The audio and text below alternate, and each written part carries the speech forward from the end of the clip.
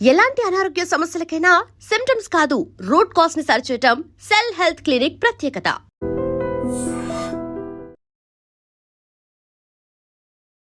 నమస్కారం, welcome to I dream. ధర్మ మార్గం విత్ విజిత కార్యక్రమానికి స్వాగతం.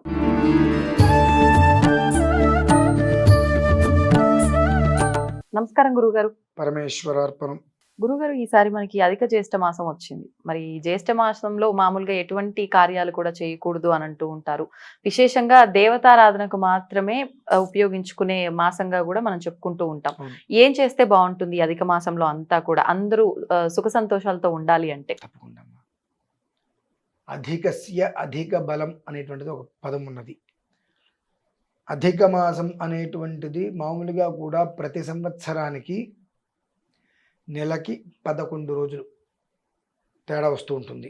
అధికస్య అధిక బలం అంటారు. అధిక మాసం అసలు ఎందుకు వస్తుంది, ఎలా వస్తుంది అనేటువంటి విషయాన్ని ముందు మనం తెలుసుకోవాలి అంటే సంవత్సరానికి 11 రోజులు డిఫరెంట్గా వస్తుంటుంది. ఎప్పుడు కూడా ఎక్కువ తక్కువ ఎక్కువ ప్రతి సంవత్సరము కూడా అంటే ఒక సంవత్సరం ఎక్కువగా ఉంటుంది, ఒక సంవత్సరం తక్కువగా ఉంటుంది. ఎందువలన అంటే దాన్ని ఖచ్చితంగా ఏహ్యము వృద్ధి అని వస్తాయి. ఏహ్యము అనగా ఒక 2 తిథులు కలిసి ఒకే రోజు వచ్చేస్తాయి.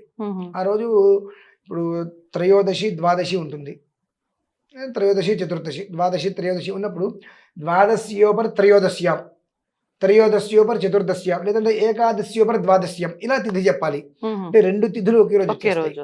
అలానే ఒక్కొక్కసారి వృద్ధి కలుగుతుంది. ఆ వృద్ధి అనేటువంటిది ఏకాదశి, ఇవాళ ఏకాదశి రేపు ఏకాదశి, ఏ తిథి అయినా సరే వచ్చినప్పుడు ఇవి కలిగినప్పుడు వచ్చేటువంటి దాంట్లో 11 రోజులు 360 రోజులకి 11 రోజులు ఇదిగా వస్తుంది. అలా 3 సంవత్సరాలు 4 సంవత్సరాలు ఒకసారి విధానంలో ఒక్కొక్క అధిక మాసం వస్తుంటుందమ్మా. ఈ అధిక మాసం అనేటువంటిది శ్రవణ మాసానికి వస్తుంది, వైశాఖ మాసానికి వస్తుంది, చైత్ర మాసానికి వస్తుంది, అశ్విజ మాసానికి వస్తుంటుంది, ఒక్కొక్క మాసానికి వస్తుంటుంది. అలా చూసుకున్నట్లయితే చాలా సంవత్సరాల క్రితం మనకు అధిక జ్యేష్ఠం వచ్చింది. జ్యేష్ఠము అనగా శ్రేష్టమైనటువంటిది అని. జ్యేష్ఠం శ్రేష్ఠ గుణైర్యుక్తం అంటారు. జ్యేష్ఠము అంటేనే ఎప్పుడు కూడా చాలా శ్రేష్టకరమైనటువంటిది. ఆ శ్రేష్టము అనేటువంటిది ఇంకా కూడా అధికంలో వచ్చిందంటే అధికమైన శ్రేష్టమే కదా. అందులోనూ కూడా జ్యేష్ఠ మాసాన్ని పురుషోత్తమ కైంకర్య మాసము అని అంటారు. అంటే భగవంతుడికి మాత్రమే ప్రతిదీ కూడా కైంకర్యం చేసుకునేటువంటిది. శివాయ విష్ణు రూపాయ శివరూపాయ విష్ణవే శివస్య హృదయం విష్ణు అని చెప్పి శివకేశవులకి భేదము లేకుండా అభేద్యముగా ఎలాంటి భేదాన్ని చూపకుండా ఇద్దరికీ కూడా చక్కగా అర్చన చేయడానికి వీలుగా ఉండేటువంటి మాసం అధిక మాసం, ఆ జ్యేష్ఠం. ఈ అధిక జ్యేష్ఠము అనేటువంటిది మనకు ఎల్లుండి 17, 16 సాయంత్రం నుంచి వస్తుంది. 17 ఉదయం నుంచి మనకు ప్రారంభమవుతుంది. మే 17. అక్కడి నుంచి చాలా విశేషమైనటువంటి పర్వదినంగా ఆ నెల రోజులు కూడా చెప్పబడి ఉన్నది. ప్రతినిత్యము చేసుకునేటువంటి దేవతారాధనలు ఒక విధానం అయితే ముఖ్యంగా కొన్ని ఉంటాయి. మనకు 18వ తారీఖు ఒకటి, 19వ తారీఖు ఒకటి, ఇలా ఉండేటి కొన్ని తిథివార నక్షత్ర యోగాలు అనేటువంటి ఏవైతే కలిసి వస్తాయో అవి విశేషంగా ఉంటాయి. ఆ రోజునాడు చేసుకునేటువంటి శివారాధనలు కానీ గణపతికి ఆరాధనలు కానీ ఏదైనా కనుక చేసినట్లయితే మనం ఒక్కసారి చేస్తే కనీసంగా 10,000 రెట్ల ఫలితం ఆ రోజు మనం పుచ్చుకోగలుగుతాం. చాలామంది ఆ రోజునాడు విశేషమైన క్షేత్రాలకి వెళ్ళి రాత్రి తెల్లవారులు కూడా క్షేత్రంలో మహామంత్ర పారాయణలు చేసుకోవడానికి సంకల్పం చేస్తారు. ఎందువల్లంటే అభేద్యమైనటువంటి యోగం కలుగుతుంది.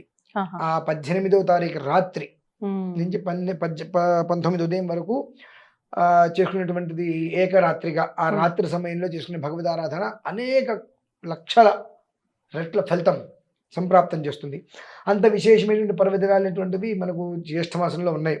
కనుక అధిక జ్యేష్ఠం అనేటువంటిది ప్రతినిత్యము కూడా శివాయ విష్ణు రూపాయ శివరూపాయ విష్ణువే శివస్య హృదయం విష్ణు విష్ణోస్య హృదయం శివ యథా శివమయో విష్ణు ఏవం విష్ణుమయ శివ అనేటువంటిది.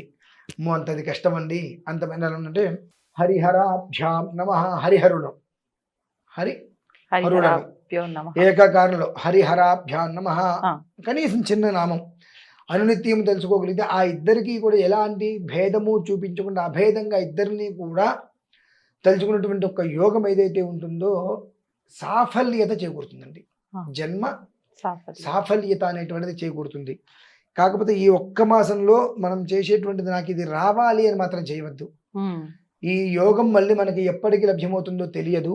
కాబట్టి ఈ యోగాన్ని మనం తీసుకుందాము అనేటువంటి రీతిలో కనుక చేసుకోగలిగితే దాని యొక్క ప్రభావం చాలా అద్వితీయమైనటువంటి స్థితిలో అత్యంత వైభవోపేతంగా ఆ ఒక్క ఫలితాన్ని మాత్రం కర్మ చేయటమే మన ఒక్క విధి, ఫలితం పరమేశ్వరాధీనం అనేటువంటి రీతిలో కనుక శివకేశవుల్ని ఏ రకంగా అయినా సరే ఆరాధించే ప్రయత్నం చేయగలిగితే 30 రోజులు ఒక మాసము చాలా అద్వితీయమైన. రోజుకి ఎన్నిసార్లు చేయాలండి?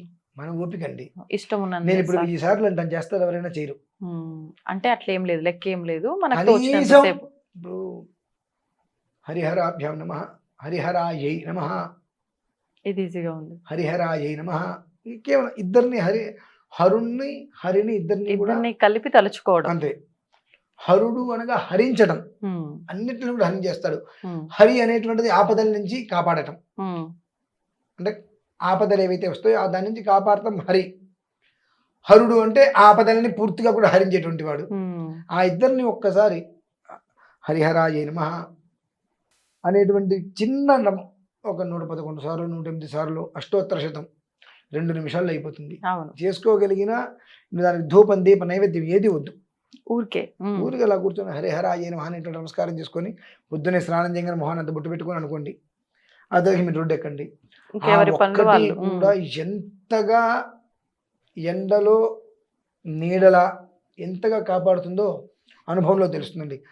ఎలా ఉంటుందండి ఈ విషయాలు కొంతమందికి ఇవి ఎలా ఉంటాయంటే, నిజమా అంటే మండు వేసవి కాలం, ఎర్రటి ఎండ, అడవిలో ఉన్నాడు ఒక మనిషి, అది దావానలంలా చుట్టుముట్టేసింది, మంటలు అడవంతా దావానలంలా మంటలు చుట్టుముట్టేసింది, విపరీతమైన గాలులు, అందులోనూ ఎర్రటి ఎండాకాలం, భానుడు పైనుంచి భగభగలాడుతున్నాడు, ఆ వేడి కిందకి విపరీతంగా తగులుతుంది, మొత్తం అడవి మొత్తం అంటుకుంది. అక్కడి నుంచి తప్పించుకోవాలని ఆలోచన కాకుండా అంతటి ఎండలో దావానలంలా అగ్నిహోత్రం మొత్తం చుట్టుముట్టినప్పుడు నీడ కోసం వెతుకుతున్నట్టు అక్కడ ఒకడు. అంటే జ్యేష్ఠమాసం అనేటువంటిది వచ్చినప్పుడు దాని నుంచి మనం భగవద్ ఆరాధన చేసుకొని బయటపడాలనే ఆలోచన లేకుండా చేసుకుంటే పడుతుందా లేదా అని ఆలోచించేటువంటి వాడు ఎంత తెలియగలవాడు ఇక్కడ ఉన్నవాడు. ఇది ఈ అగ్నిహోత్రం మధ్యలో ఉంటూ అక్కడి నుంచి తప్పించుకునే ప్రయత్నం చేయకుండా నీడ కోసం వెతుకుతున్నట్టండి. వాడు ఎంత తెలియగలవాడో, అధిక జ్యేష్టమైతే మళ్ళీ ఇంకోసారి చూడచ్చులే, చేసుకుంటూ వస్తుందా అనేటువంటి ఆలోచన కలిగినటువంటి అంతటి తెలియగలవాడు అవుతాడు ఇక్కడ. ఈ ఒక్క విషయం అర్థం చేసుకొని అధిక జ్యేష్ఠాన్ని జాగ్రత్తగా కనుక వాళ్ళు రిసీవ్ చేసుకొని భగవదారాధన చేసుకోగలిగితే అధికము అనేటువంటిది అనేక రెట్ల రీతిలో ఆ ఫలితాన్ని పొందుతారు వాళ్ళు, ఎలాంటి సందేహము లేదు అందరూ. అది గమనించాలి. కాకపోతే ఆయన ఏదో చెప్పారు కదా అని కాదు, యథావిధి హుతాగ్నీనాం, ఎవరికి వాళ్ళు ఎప్పుడు కూడా పెద్దవాళ్ళు అధిక బలం అని అంటారు కదా, అందులో జ్యేష్ఠ అని అంటారు. జ్యేష్ఠం ఉంటే చాలా గొప్పది పెద్దది అనే అర్థం. అందులో జ్యేష్ఠం శ్రేష్ఠ గుణేర్యుక్తం, జ్యేష్ఠం అంటేనే శ్రేష్టమైనటువంటిది, అధికంలో వచ్చేటువంటి జ్యేష్ఠం అనేక రకాలైన శ్రేష్టమైనటువంటిది. అందులోనూ కూడా మనకు యమునా పుష్కరాలు కూడా అధిక మాసంలోనే వచ్చినాయి. యమునా పుష్కరాలు కూడా అధిక మాసంలోనే మనకు రావటం, ఇవన్నీ కూడా ఎన్నో రకమైనటువంటి శ్రేష్టానికి చాలా దగ్గర సంబంధం కలిగినటువంటి విధానం. కాబట్టి దీన్ని చూద్దాం అనేటువంటిది కాకుండా అనుసరించి దాన్ని ఆస్వాదించి ఆ ఫలితాన్ని తీసుకొని క్షేమంగా ఉండాలని అయితే నేనైతే మనస్ఫూర్తిగా కోరుకుంటాను. నియమాలు ఏమో అవసరం లేదా అండి? ఇంకా చెయ్యటమే ఆలోచన ఇస్తున్నప్పుడు ఇంకా నియమంతో చేయమంటే ఎవరు చేయరమ్మా, చెయ్యటమే గగనం.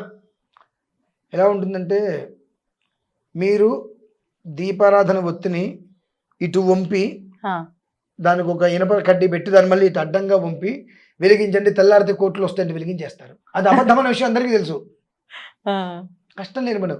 సన్న తీగ తీసుకొస్తారు, ఒత్తిలో చుట్టేస్తారు, దాన్ని కిందకు వంపుతారు, ఆ తీగతోటి కిందకే ఉంటుంది ఒత్తి, దాన్ని మళ్ళీ పైకి వంపుతారు, దానికి ఒత్తి ఉంటుంది, తీగ ఉంటుంది, కానీ అది అలా అంటారు 3 వంకరలుగా వస్తుంది. నేనే ఉంటా నాలాగా ఉండద్దంట, నాలాగా ఉండద్దంట. నాలాగా అంటే ఏంటి?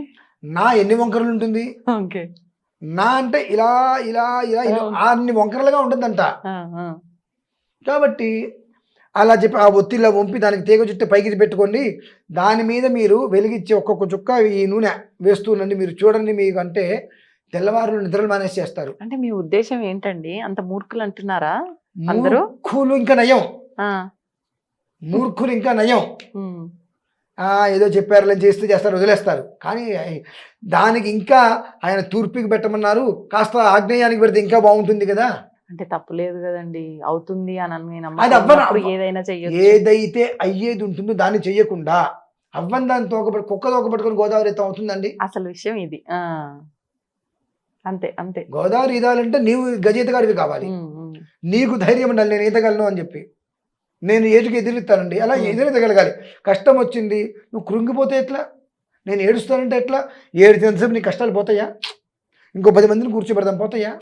అన్నిట్లకి విశేషంగా వచ్చినటువంటి మాసాలు కొన్ని ఉన్నప్పుడు నైమిత్తికము ఉంటారు. కష్టపడటానికి ప్రయత్నం చేయి, ఫలితం వస్తుంది. కానీ నేను ఇట్టు పెడతా అది రాదని అందరికీ తెలుసు, కానీ ఒక వచ్చేస్తుందేమో ఏముందిలే, ఆ వచ్చేస్తుందేమో ఏముందిలే అనేది దీంట్లో చేయొచ్చుగా. వస్తుంది ఇక్కడ కాబట్టి చెయ్యండి. చెయ్యరు. నేను చాలా చూశానమ్మా, మీరు ఇది చెయ్యండి తెల్లవారే లోపు అని పేరు పెడతారు, అందులో ఏమీ ఉండదు, కంటెంట్ ఏమీ ఉండదు. ఆ పేరు చూసేసి లక్షల మంది ఆ వీడియో చూసి చేసేస్తారు. ప్రతిదానికి ఏది ఇంపార్టెంట్ నేను మీరు పైన పేరు ఇంపార్టెంట్ కాదు, తమ్మునీళ్ళు ఏదో అది కాదు, లోపల కంటెంట్ ఏముంది. కొంతమంది తమ్మునీళ్ళ గురించి చాలా అనుకుంటారు, పేరు చూసేప్పుడు కూడా మీరు అనుకోవద్దు, లోపల కంటెంట్ ప్రయత్నం చేయండి. అది కంటెంట్ మీరు ప్రయత్నం చేస్తే మీకు క్లారిటీ వస్తుంది. వ్యూస్ కోసం పెడతారు, పెట్టే పేరుకి లోపల ఉండేటువంటి విధానానికి సంబంధం ఉండదు. కాబట్టి మీరు కంటెంట్ చూసే ప్రయత్నం చేస్తే మీ జీవితానికి ఉపయుక్తంగా ఉండేటువంటి కంటెంట్ అది మీకు అక్కడ ఉంటుంది, పేరుతో కాదు. కాబట్టి అప్పుడు దానికి ఒత్తికి తీగ చుట్టి 3 వంకరలు తిప్పకరలా, సజావుగా ఎలాంటి వంకరు లేకుండా ప్రశాంతమైన పని చేసుకుంటే ఆ వంకర బట్ట టింకర్ అయిపోయి జీవితం బాగుంటుంది. అంతే కదండి కావాల్సింది. అది చిన్న విషయాన్ని గుర్తుపెట్టుకోవాలంటారు. ధన్యవాదాలు. పరమేశ్వరార్పణ.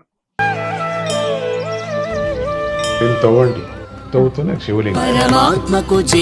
సరే దాన్ని అట్లా కప్పేసేయండి, చూపించదండి. కృష్ణ ఇస్ దేర్, మూర్తి పూజ కాదు, సాక్షాత్ బ్రజేంద్ర నందన భగవాన్ ఉన్నారు మూర్తిలో. ఏమీ ఆశించకుండా ఆరాధించే వాళ్ళు కూడా ఉన్నారా ప్రభుజీ? నిజమైన భక్తి అంటే మనకు తెలియదు కాబట్టి